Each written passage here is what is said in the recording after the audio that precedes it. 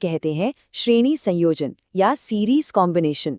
इसको समझने का सबसे अच्छा तरीका है एक लाइन में चलती हुई चींटियों को इमेजिन करना, सब एक ही रास्ते पर, एक के पीछे एक। देखिए, श्रेणी संयोजन में होता क्या है कि सारे रेजिस्टर्स एक ही तार में बिल्कुल माला के मोतियों की तरह एक के बाद एक लगा दिए जाते हैं। करंट के पास ना आगे बढ़ने के लिए कोई दूसरा रास्ता होता ही नहीं है, उसे हर एक रेजिस्टर से होकर गुजरना ही पड़ता है, कोई ऑप्शन ही नहीं है। और यहीं पे बात मजेदार हो जाती है। श्रेणी संयोजन की दो सबसे खास बातें हैं। पहली, करंट यानी धारा पूरे सर्किट में हर जगह एक जैसी रहती है।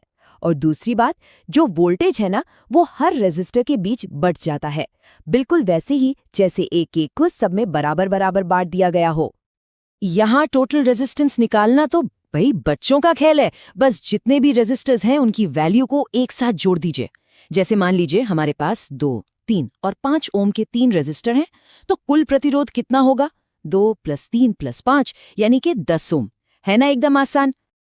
और सबसे जरूरी बात, श्रेणी संयोजन में जो टोटल रेजिस्टेंस होता है ना, वो हमेशा सबसे बड़े वाले रेजिस्टर से भी ज्यादा होता है। भाई जाहिर सी बात है, क्योंकि हम करंट के रास्ते में एक के बाद एक रुकावटें जो बढ़ाते जा रहे हैं। इस पॉइंट को हमेशा याद रखिएगा।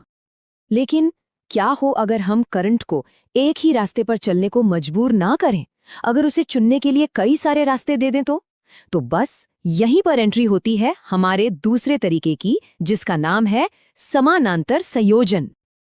अब समानांतर संयोजन में क्या होता है,